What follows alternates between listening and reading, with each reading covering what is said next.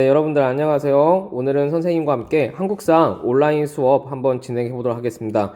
자, 여러분들 오늘 할 파트는요, 오프라인 때 했던 그 진도 이어서 나가는 것이 아니고, 여러분들 페이지 55페이지에 있는 조선시대 세계관의 변화라고 해서 결국에는 오늘부터 할 파트는 조선시대 부분을 한번 정리해 보도록 할게요. 그 이유는 아시겠지만 각 반들마다 진도가 다 다르고 어디서부터 시작해야 할지를 기준을 정할 수 없어서 차라리 1회고사 범위까지 할 수 있는 그 범위를 지금 해보고 여러분들한테 예습할 시간을 주며 그 다음에 여러분들이 이 영상을 다시 볼 수 있기 때문에 복습의 기회를 주기 위해서 일단 55페이지부터 한번 2시간 정도 정리를 해볼까 합니다.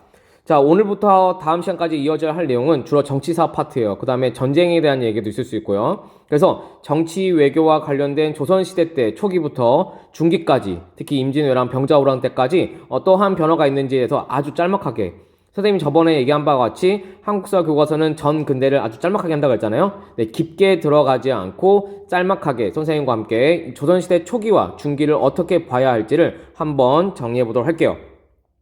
자, 여러분들을 볼 페이지는 페이지 56페이지인데 56페이지는 간단하게 여러분들 보이시는 이 태조 어진 보이시죠? 여기. 네.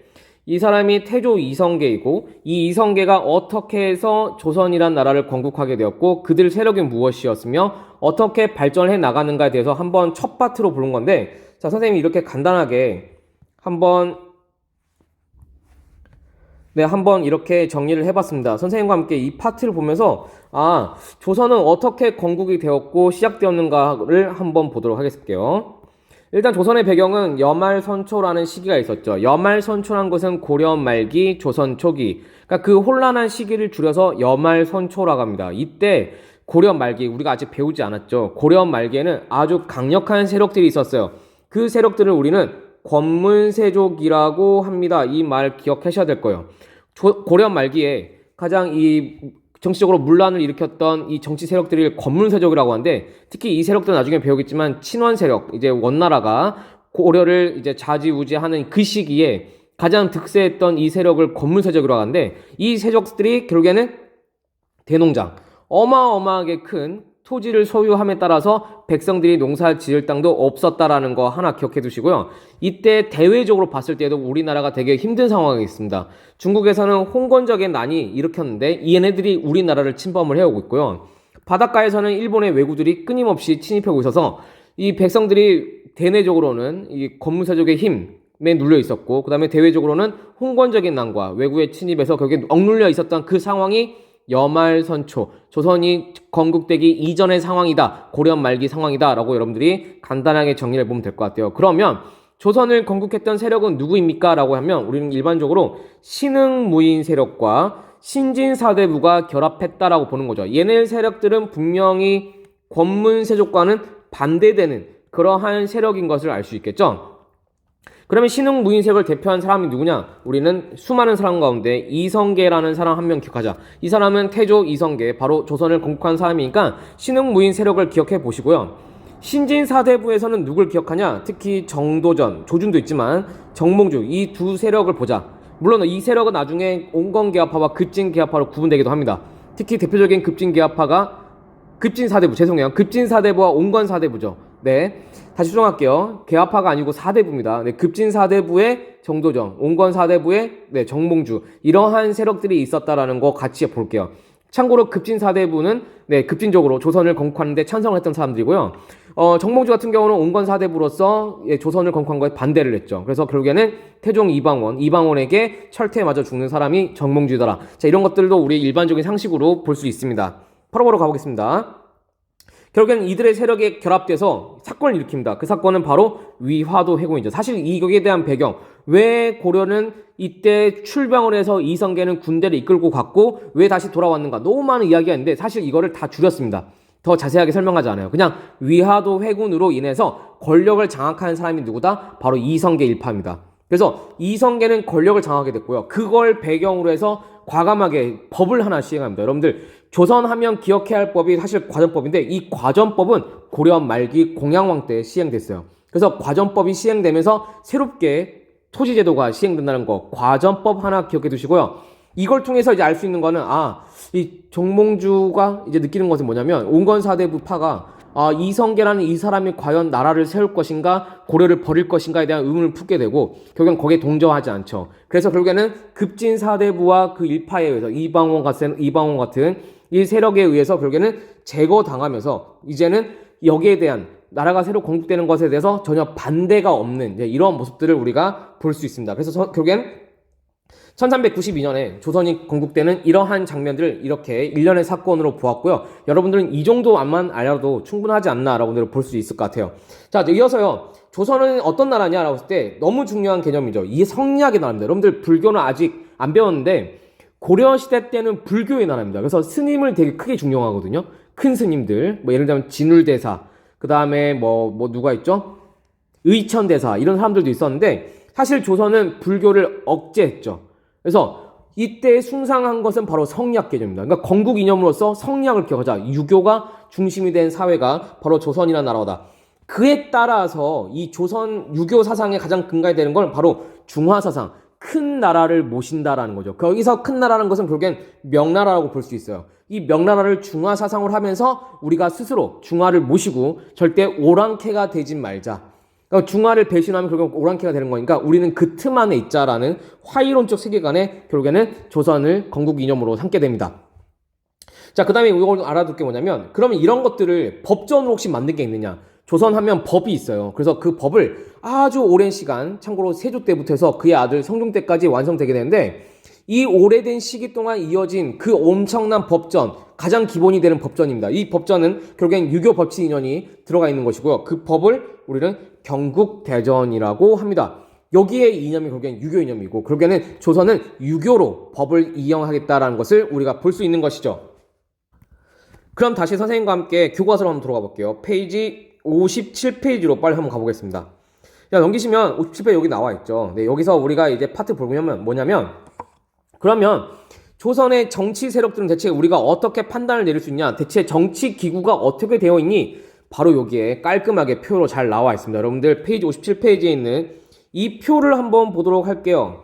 자, 이 표를 보시면 일단 왕이 나와 있죠. 여기 왕이 나와 있고요. 이 왕 옆에 의정부라는 곳이 있습니다. 여기가 바로 우리가 알고 있는 그 삼정승들, 영의정, 좌의정, 우의정이 같이 회의하는 기구가 의정부입니다. 하나 체크해 두시고요. 엄청 높은 기구겠죠. 삼정승이 모이니까요. 그리고 의정부 아래 열심히 일하는 사람들이 있습니다. 이게 현재 따지면 국방부 장관, 무슨 교육부 장관 이런 장관들급이에요. 그래서 6조가 거기에 있습니다. 여러분들 혹시 사극 보시면 뭐 2조 판서 이런 거 보시죠? 그때 그 판서의 개념이 약간 장관급이라 보시면 될 것 같아요. 오케이? 그래서 의정부와 6조가 가장 중요한 중앙 정치 기구다라는 거 하나 기억해 두시고요. 그 다음에 따로 빼져 있는 3, 4 역시 중요하니까 따로 한번 우리가 정리를 해볼게요. 여기서 따로 빼는 거는 그냥 대학 개념. 우리 현재도 있는 대학이지만 성균관 대학교는 이 성균관을 이었다고 본인들의 얘기를 하고 있죠. 그래서 조선시대 때 최고 교육기관, 가장 높은 대학기관은 바로 성균관이라는 거 특이한 점이니까 같이 알아보시고요. 자, 선생님과 함께 보면 의정부와 6조 한번 보도록 하겠습니다. 의정부는 다시 얘기했지만 국정을 모두 총괄하는 부서고요. 그 아래 6조가 2조, 호조, 예조, 병조, 형조, 공조인데 이거 다 외워야 되나요? 이거 외우자는 거 아니죠. 그냥 뒤에 무슨 6조가 6개가 있다라는 거 알아두시면 될 것 같아요. 오케이? 근데요. 선생님이 따로 빼는 3, 4 홍문관, 사헌부, 사관원은요 바로 언론기관입니다. 이 언론이란 게 생각보다 중요해요. 언론은 말을 할 수 있는 거거든요. 누구한테 말하냐면요 가장 높은 사람한테 말을 할 수 있어요. 그게 바로 어디냐면 왕입니다. 홍문관은요 왕이랑 같이 이야기하는 곳이에요. 경연이라고 해서요 왕과 함께 수업을 하는 곳입니다. 그러면 수업을 하다 보니까 왕한테 가르칠 수도 있거든요. 그때 신하들이 왕한테 이런저런 얘기할 수 있는 그 곳이 홍문관이고요. 사헌부는 관리들이 문제가 있으면 이거 왕한테 일러주는 부서거든요. 너무 중요한 부서겠죠. 사관원은 심지어 왕이 잘못된 부분을 얘기할 수 있는 곳이요. 셋 다 왕권에 대해서 왕에 대해서 견제할 수 있는 것을 우리는 언론기관이라고 합니다. 걔네가 하는 방식이 간쟁, 봉박, 서경이라고 하는데 이러한 것들을 통해서 알 수 있는 건 이 3, 4는 되게 잘못된 부분에서 견제를 할 수 있구나. 언론기관이구나. 왕이 되게 껄끄러울 수도 있겠다라는 것을 우리가 같이 한번 보시면 될 것 같아요. 그래서 여러분들 우리에게 말하는 간쟁, 봉박, 서경은 사실 여러분들 앞에 고려시대 때 또 배웁니다. 고려시대 때도 언간이 있거든요. 그때는 대간이라고 배울 텐데요. 각각 선생님들과 함께 배우시면 될 것 같고요. 그때 한번 간쟁, 봉박, 서경을 확인해 보시고, 자, 선생님이 여러분들과 함께 보고 싶은 건 바로 이거예요. 자, 의정부 서사제와 육조 직계제가 있네요. 자, 이게 뭔가라고 했을 때 선생님이 의정부와 육조는 가장 중요한 거라고 했잖아요. 자, 이게 있습니다. 실제적으로 일하는 부서는 육조예요. 육조겠죠. 그러면 이조 판서가 뭔가를 건의를 하겠죠. 그때 왕한테 직접 다이렉트로 전하하고 제가 이러한 사람을 추천하고자 합니다. 이조 판서는 인사권이 있으니까요. 이렇게 다이렉트로 달려갔다면 이걸 우리가 육조 직계제라고 표현합니다. 육조가 직접 왕과 연결되어 있다는 뜻이죠. 근데 그게 아니고요. 육조가요. 이러한 사람을 건의를 하겠습니다. 2조에서 건의를 해서 삼정승한테 먼저 회의를 간다면 정승들이 모여가지고 이 사람 할까요 말까요? 자, 합시다. 그래서 왕한테 간다면 이거는 육조직계제가 아니고 의정부 서사제라고 합니다. 약간 차이가 있죠. 거치고 가느냐 다이렉트로 가느냐. 여러분들 보면 아시겠지만 다이렉트로 가는 게 직접 왕이 관여하는 게 더 심하겠죠. 된다 안 된다를 바로 얘기할 수 있겠죠. 그래서요. 왕권이 재상권, 결국엔 신하들보다 힘을 강하게 하기 위해서는 일반적으로 육조 직계제를 많이 합니다.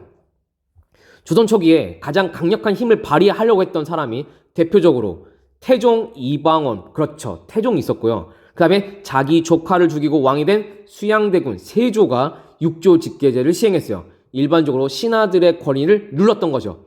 근데 의정부 서사제를 하려고 했던, 계속 토론하고 계속 신하들과 이야기하고 싶었던 그 왕. 그래서 의정부에서 다시 왕한테 이거 한번 해볼까요? 물어보면 그 왕은 항상 다시 논의하라, 다시 물어봐라, 심지어 백성들한테 의견을 물어봐, 이렇게까지 돌렸던 그 왕은 바로 세종대왕입니다. 세종과 특히 나중에 등장하는 성종은 의정부 서사제를 추천했던 것이고, 그래서 국왕권과 재상권을 조화롭게 하고 싶었고, 태종과 세조 나와있죠. 이분들은 국왕의 정치 주도권을 강화하고자 육조 직계제를 했습니다. 여러분들 이 의정부를 가지고 왕과 육조, 의정부와 왕, 육조 이 사이에 있었던 권력관계, 의정부 서사제와 육조 직계제에 대한 개념은 꼭 기억해야 될 필요가 있습니다. 여러분들 꼭 기억해 두시고 우리는 58페이지로 한번 넘어가 보도록 할게요. 자, 여러분들 58페이지입니다. 58페이지는 지방행정조직이죠. 여러분들 고려시대 때를 안 배워서 이거 하나 중간에 건너뛴 것 같다. 하지만 여러분들 혹시 통인신라는 기억나시나요? 통인신라의 지방행정조직은 네, 맞아요. 구주오서경이었습니다. 한번 써볼까요? 여러분들 복습하는 개념으로. 구주오서경이었죠. 안 쓰여지네요. 자, 말로 할게요, 그냥. 자, 구주오서경이었고요. 여러분들 혹시 고려 때는 써볼게요. 오도 양계라고 합니다. 오도 양계라고요. 고려시대 안 배웠죠? 고려시대 때 지방행정조직은 오도 양계입니다. 혹시 발해는 뭐였는지 기억나시나요? 네, 기억 안 나시죠? 5경 15부 62주라고 합니다. 자, 이거는 다 교과서에 나와 있는 내용인데 제가 이걸 왜 얘기하냐면 숫자가 자꾸 역사에 나오니까 애들이 더 어려워한다라는 거죠. 그쵸? 근데 이거는 지방행정조직은 한번 여러분들이 꼭 정리할 필요가 있어서 제가 한 번 더 언급을 했고요. 여러분들 조선은요 8도입니다. 선생님이 체크했네요. 8도예요. 8도. 네, 여기 나와 있는 우리가 일반적으로 알고 있는 이건 전부 다 지금 현재도 쓰고 있는 그 도예요. 8도입니다. 그 다음에요 8도의 대빵이죠. 현재는 네, 도지사라고 하는데 이때는 관찰사를 파견했습니다. 그래서 이 사람들이 약간 현재 도지사급이에요. 관찰사를 파견했어요. 근데요, 문제가 있어요. 뭔 문제가 되냐? 선생님이 체크했는데 조선시대는 고려시대랑 가장 큰 차이점이 있습니다. 뭐냐? 모든 군현, 포인트는 원래 모든 자가 들어가면 대부분 틀린 걸 생각하는데 아니에요. 조선시대 때는 모든 군현에 수령이 파견됐어요. 쉽게 말하면 모든 군현에 지방관이 파견되었다는 겁니다. 그러면 고려시대 때는 파견 안 됐나요? 이제 고려시대 때 배우겠지만 고려시대 때는 모든 군현에 파견되지 않았어요. 알아두실게요. 그래서 파견된 곳을 주현, 파견되지 않은 곳을 속현이라고 하는데 그건 여러분들이 고려시대 때 한번 다시 보면 될 것 같아요. 여하튼 간에 조선시대 때 우리가 기억해야 될 것은 모든 군현에 수령이 파견되었다. 이 사람은 누가 보내냐? 왕이 보냅니다. 왕이 보내요. 조선의 왕이. 자, 그럼 그 마을 처음 가보겠죠? 절대 그 마을로 안 보내요. 무슨 말이냐? 수령은 높은 사람이잖아요. 고향으로 가면 뭔가 자기가 아는 사람들끼리 손잡고 꿍꿍이를 부를까봐 절대 그 고향을 안 보내요. 그걸 우리가 어려운 말로 상피제라고 합니다. 이거 하나 기억해둘게요. 이미 말했으니까. 절대 그 고향으로 안 보내요. 그 고향 가면은 친척이 있거든. 그래서 절대 그 고향으로 여기 나와 있네요. 황피제 가족이나 가까운 친인척과 같이 근무하지 않도록 하는 거죠. 예, 상피제라고 합니다. 자, 그래서 그 마을에 가면 그 말 처음 보잖아요. 선생님 보고 갑자기 강원도 어디를 가보라면 잘 모르잖아요. 근데 수령인데 뭘 알아야 그걸 진행을 할 거 아니에요. 그때 도와주는 그 마을에 사는 사람들이 있어요. 그 사람들 가운데 그 좀 잘 나가는 사람들을 향리라고 한대요. 이 향리가 그 마을에서 수령을 보필합니다. 하지만 향리는 지위가 높지 않아요. 그래서 이 사람 열심히 일을 하는데 지위가 높지 않습니다. 아시겠죠? 그래서 수령과 향리에 대한 얘기 했고요. 그리고 그 마을에 가면요, 에헴 하면서 열심히 선비처럼 굴고 있는 살인들이 있어요. 우리는 그걸 사족이라고 하는데요. 돈도 많아요. 돈도 많고, 물론 이제 중앙 관직은 아니지만 그 마을에 나름대로 덕망이 있는 그러한 선비들이 있다는 얘기죠. 그 선비들이 모여있는 향촌기구를 유향소라고 합니다. 유향소. 그래서 여러분들은 유향소 개념까지 기억해 두시면 지방행정조직에 대한 얘기, 수령, 향리, 유향소까지 우리가 한번 정리를 해봤고요. 또 여러분들 너무 잘 알고 있지만 하시고도 되게 자세한 내용인데 여기서는 자세하게 나오지 않아 있어요. 여러분들 조선시대 때 하면은 대부분 뭘로 뽑았다? 과거제도로 뽑았습니다. 여러분들 나와 있죠. 과거로 뽑았고요. 조선시대 때는 실력으로 많이 뽑았어요. 그래서 조선시대에 가면 과거제가요, 아빠가 되고 아들이 되고 그 손자가 되고 이러한 집안이 많지 않을 정도로 과거제도는 되기가 되게 어려웠습니다. 그만큼 실력이 있는 사람들이 과거제를 통과했던 것이죠. 오케이? 근데 여기 하나 중간이 뭐 있냐면 문과와 잡과는 기술과인데요. 뭐 의사 뽑는 거예요. 문과는 당연히 알고 있는 여러분들 관직을 일반적으로 관리를 뽑는 거고요. 특이한 게 무과가 있었다. 여러분들 너무 유명한 이순신 장군도 무과 출신인 거 아시죠? 장수를 뽑을 때에도 과거제를 활용했다는 것도 같이 체크해두고 그 다음에 이 조선시대 때에도 정말 극소수이지만 이 음서라는 게 있어요. 음서는 백으로 관리가 되는 사람들인데 이러한 사람들이 있기도 했다라는 것만 그냥 여러분들이 아시면 될 것 같아요. 하지만 조선시대 때는 일반적으로 과거제로 관리가 되는 게 사실입니다. 자, 여러분, 그러면요, 선생님과 함께 58페이지까지의 내용이 끝났고요. 선생님이 수업이 빠르다 하더라도 다시 듣고 다시 들을 수 있기 때문에 천천히 한번 여러분들이 일단 선생님과 함께 빨리 예습을 한다. 왜냐면 내용이 많기 때문에 이 내용들을 교과서별로 정리를 한다 생각하시면 될 것 같고, 그런 뒤에 선생님과 이 수업이 끝난 뒤에 다시 어려운 학생들은 학교에 와서 질문하셔도 되고 다시 복습해도 된다는 거죠. 자, 여러분들 다시 넘어가시면 페이지 59페이지에 나와 있습니다. 여러분들 여기 보시면 간단하게 나와 있어요. 갑자기 조선 초기 나가다가 갑자기 외란이 뭐 나오냐. 여기서 말하는 여러분들 외란은 1592년부터 1598년까지 있었던 임진왜란을 의미합니다. 임진왜란이 되잖아요. 그럼 전쟁이 엄청 컸잖아요. 무려 7년 동안 전쟁을 했단 말이에요. 일본과. 이때 의정부와 우리가 알고 있는 그 육조, 이 정치체계가 다 무너져요. 그러면서 이 의정부와 육조 대신에 모든 정책을 정책을 처리했던 그 정치기구가 있는데 그 기구를 우리는 비변사라고 합니다. 이 말 꼭 기억해 둘게요. 그래서 조선 후기의 정치 주도의 정치기구는 바로 비변사다라는 거 하나 체크해 둘게요. 그래서 원래 비변사는 임시기구였는데 전쟁, 임진왜란을 겪다 보니까 생각보다 여기서 모든 사람들이 다 와서 결정했어요. 특히 삼정승, 고위관리와 모든 사람들이 전반을 논의하고 집행했다. 그래서 비변사의 위상이 높아지고 결국엔 비변사에서 모든 정책을 처리하더라. 언제? 조선 후기 때부터. 임진왜란 이후부터입니다. 그래서 결론적으로 의정부와 육조 중심의 행정체계는 재구시를 하지 못했다라는 게 여러분들 선생님이 비변사를 통해서 하고 싶은 말이었어요. 그래서 여러분들 다시 한번 말하지만 비변사 꼭 기억해 두시고요. 이 비변사가 가장 문란할 때가 언제냐면요, 바로 세도정치 시기예요. 우리나라 조선 말기쯤 되겠죠. 후기쯤 됩니다. 그래서 흥선대원군 그 나오기 전 바로 그 타이밍까지가 세도정치인데 가장 이제 우리나라 정치가 문란했던 시기인데 이 시기 때 이 안동김씨, 풍양조씨 잘 나가는 이 세도 가문들이 비변사 하나 잡고 자지우지했었습니다. 그래서 비변사가 이렇게 변질되는 경우도 있구나라는 것을 한번 그냥 아우터로 잡아두시면 좋을 것 같습니다. 여러분들 교과서에 있는 59페이지에 있는 내용 비변사 한번 정리해 봤고요. 그럼 이제 선생님과 이제 뭘 하느냐, 이제 마지막 파트인데 공론의 바탕을 둔 정치 운영은 어떠하였을까? 이젠 선생님과 붕당에 대해서 한번 얘기를 해볼까요? 이 파트는 여러분들 60페이지에 선생님과 61페이지까지 한번 해보실 건데요. 빠르게 선생님 진행했는데 이 부분은 조금 천천히 하시면서 한번 내용을 정리해 보도록 하겠습니다. 자, 조선의 정치 세력은 여러 가지가 있는데 특히 우리가 전에 배웠던 그 신진 4대부 아까 배웠었죠. 그 4대부들이 그냥 4대부가 되는 게 아니고 엄청 자세하게 엄청 세분화해서 분화됩니다. 그래서 이 분화된 정치 세력을 우리가 어떻게 볼 것인가, 우리가 그냥 일반적으로 선비들 하면 되지 않나요? 그렇죠. 그럼 좋을 텐데 역사적인 개념들이 있어서 우리가 이걸 한번 구체적으로 한번 정리 한번 할게요.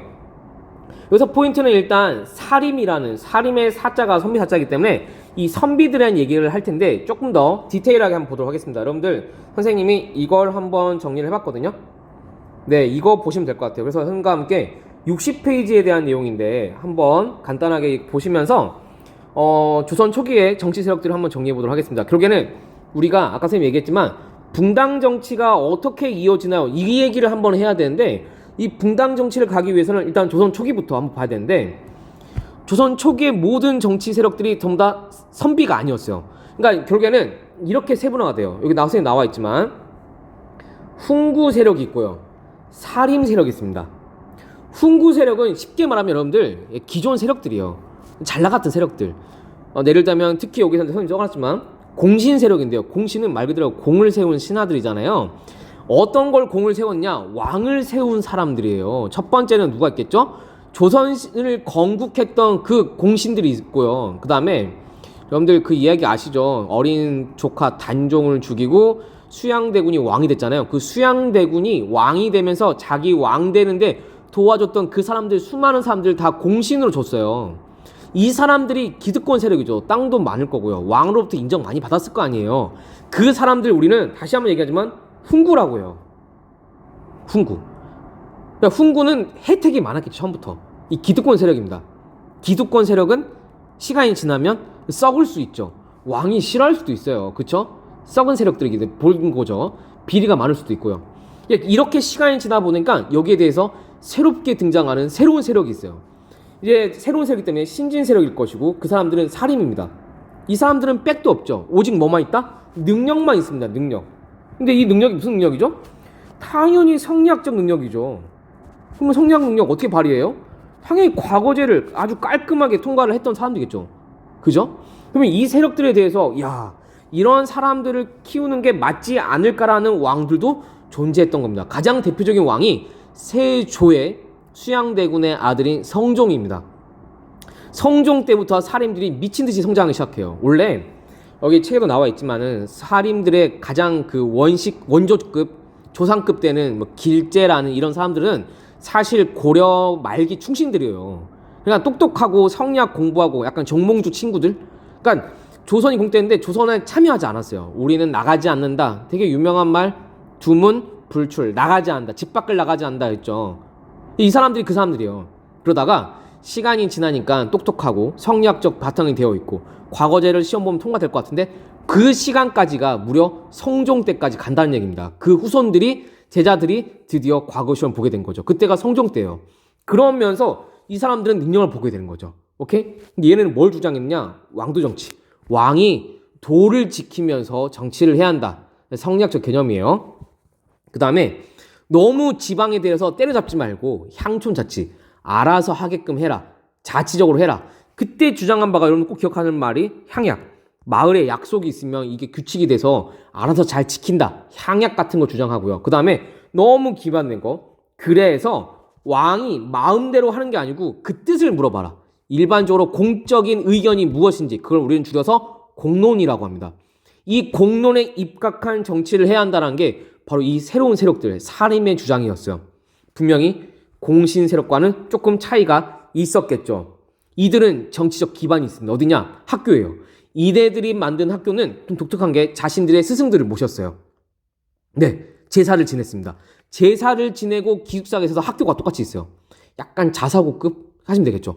약간 아래 고등학교와 대학교 사이급에 있는, 사실 대학교만큼 수준이 높은 수업이거든요. 그러니까 이 서원은 조금 애매한데 성균관보다 조금 아래일까? 아무튼 이런 고등학교보다 좀 위에 있고 확실하게 그렇게 볼 수 있는데, 이 서원이 기반이 된 세력들이 바로 이 사림입니다. 서원에서 계속적으로 사림 세력을 키우는 거죠. 자, 그래서 결국에는 지속적으로 성종 때부터 지속적으로 이제 노크를 하기 시작하는 거죠. 과거제를 통해서. 근데 제가 이거는 일단 차치해 두고요. 성종 때부터 사림들이 들어오면서요, 자꾸 사림들이 뭔가 똑똑하고 그 다음에 그 왕들이 눈여겨보니까 질투심을 느끼는 애들이 누구겠어요? 당연히 훈구겠죠. 그래서 결국에는 훈구 세력과 사림은 부딪힙니다. 사림이 봤을 때 훈구 세력은 얼마나 기득권이고 비리가 많았을까? 훈구가 봤을 때 사림은 아무것도 아닌 것들이 얼마나 가짜나 보였을까? 결국에는 둘이가 붙는 것이죠. 결국에는 이 승자가 누구냐? 바로 기득권 세력이 이긴다는 얘기지. 왜 그러냐면 기득권 세력은 원래부터 권력을 갖고 있었으니까 왕을 여하튼 간에 움직일 수 있는 힘이 있었다는 얘기지. 결국엔 그에 대한 결과가 우리는 사화, 선비들이 화를 입었다. 몇 번? 4번이나. 무오사화, 갑자사화, 기묘사화, 을사사화로 우리가 이걸 정리할 수 있겠습니다. 자세하게는 얘기 안 해요, 선생님. 자, 연산군 때 2번이 있었고요. 그 다음에 중종 때 기묘사화가 있었고요. 그 다음에 명종 때 을사사화가 있습니다. 이때를 끝으로 다음에 이어지는 게 바로 선조 때요.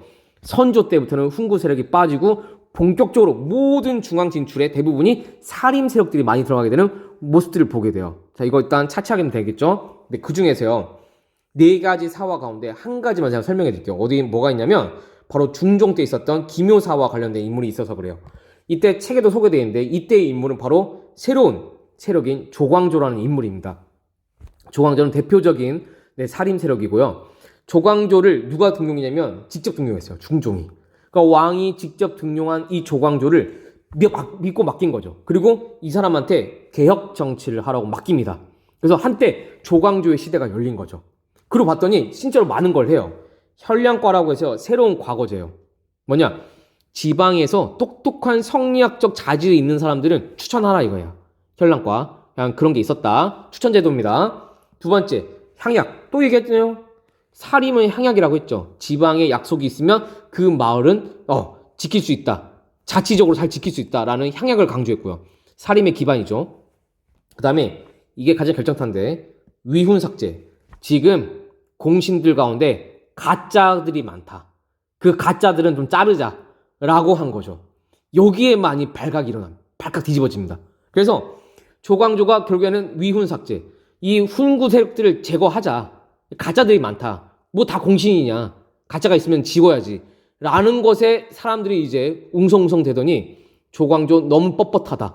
지만 깨끗하냐. 결국엔 이러한 여론이 불게 되고 결국엔 중종도 지치게 됩니다. 결국엔 조광조를 죽이게 된 사람이 직접 등용한 중종이 돼요. 그래서 여하튼 간에 그에 대한 사건을 기묘사화로 정리를 했는데, 우리는 여하튼 간에 사림들이 끊임없이 도전을 하지만은 사화로 통해서 좌절되는 모습들을 보게 된다. 하지만 결국엔 그 시기가 찾아오는데 그 시기가 바로 선조 때고요.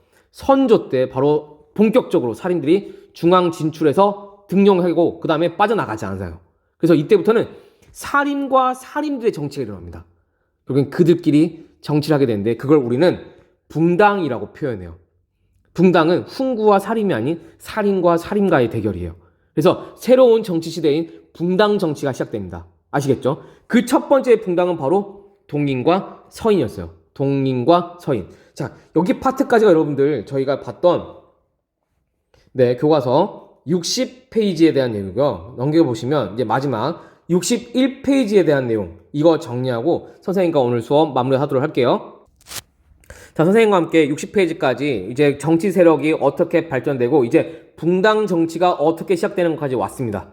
선생님과 함께 이제 마지막 61페이지의 내용 한번 정리해 보도록 할게요. 이제는 선조 때부터 보도록 하겠습니다.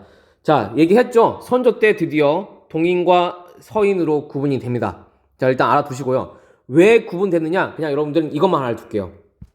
2조 전랑의 문제 때문에 2조 전랑은 2조 판서 아래에 있는 그 2조, 6조 있죠? 아까 봤던 2조 밑에 있는 사람인데 이 사람들이 바로 관리에 대한 추천권이 있어요. 그러니까 여기에 동인이 들어가면 이 사람이 동인을 추천할 거 아니에요.